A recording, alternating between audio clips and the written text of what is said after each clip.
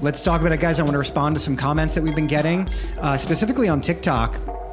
Our clip about the Hanuman Murti in Texas really blew up there. We got like 45,000 views. A lot of people are very supportive. Really just amazing comments overall and in general. A couple different things that I kind of want to just talk about in a free-flowing way a little bit. Some of the comments that we were getting. Now, first of all, I want to say, are the most ostentatious displays of our worship, are those my favorite things about being a Hindu? No, not necessarily, although I love Hindu aesthetics, right? Remember, as I said before, religion is about aesthetics and philosophy. That's the dual thing. Song and lyrics, right? Music and lyrics. That's what it's about. And so the aesthetics are very important, and you can't deny this in any religion, really, right? This is the dual nature of all religions. Maybe I don't love the most ostentatious displays of anything. I will definitely want to go visit this Murti, though, and pay homage to Bajrangbali, of course, right? To me, he's just the Chad. He is the Bhakt. He is the witty one. I love Hanumanji. But there were some interesting comments in there. One of the comments was, hey, wouldn't it be more dharmic to use that money towards the statue to instead serve the community and feed the poor? And my answer to that is no. No, it wouldn't necessarily, right? Seva is a part of Hindu religion, right? And Hindu religiosity. And you see it throughout all dharmic faiths, but there's some Sikhi as well. You go to Langar, it's an amazing service that you do. They're the kings of Seva. They're the kings of Seva. Truly the true kings of Seva. I mean, Sikhi is such a magnificent faith and very Advaitin as well in its own right. And a great way of resolving a lot of issues that were coming up after the Muslims invaded India, right? And what are we doing here, right? It emerged out of this almost post-apocalyptic wasteland, right? Anyway, I don't want to delve too much into Sikhi, but listen, we can't forget that the main focus of religion and our religion is worship, right? Deconditioning of the self, bhakti, so we can get to that place of a non-dualistic self-inquiry, right? Worship is everything. That's what we're about. We're about worshiping. So seva is important and it is part of it. But one should not assume that just because the temple decided to build this magnificent statue to Bajrangbali, that they're not also doing service to their community as well, right? We know for every Hindu temple I've ever belonged to does this kind of service as well.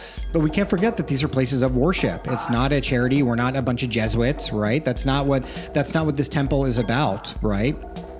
The focus of the temple is worship. That's what it's about.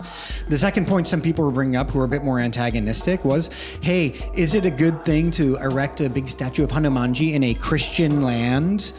That makes me want to barf, okay? First of all, this is a secular country. America is a secular country. We are free to worship as we want to worship, and whatever form that worship takes. Hindus are not going to be protesting them erecting a large statue to Jesus, right? Or you don't see Hindus going and protesting mosques in America, right? Because no, this is a purely secular land, okay? Like, I'm sorry, but if you want to play that game, India is a dharmic land. Is it right to have however many thousands of churches or hundreds of churches that exist there, or thousands of mosques that exist in India? I'm sorry, if those things are there, those are things that come from a completely different land, right? A mosque is a place of Muslim worship. Muslim worship is really, you learn Arabic, right? You have to worship in Arabic. You have to literally pray in the direction of Saudi Arabia and Mecca, right?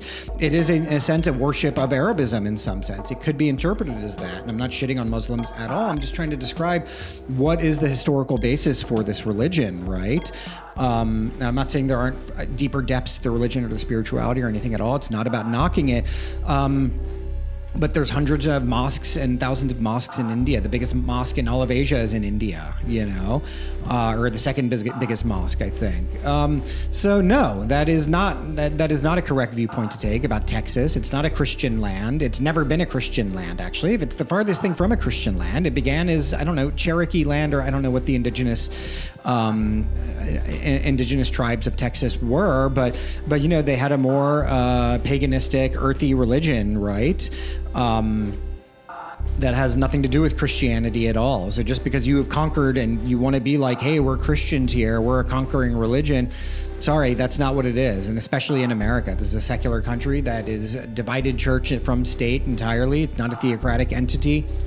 Doesn't matter. Okay, Hanumanji is as welcome there as Jesus, Muhammad, or any of the Ojibwe spirits or whatever it is. You know what I mean? Voodoo, Santeria, whatever. It's all welcome here at this point, whether you like it or not.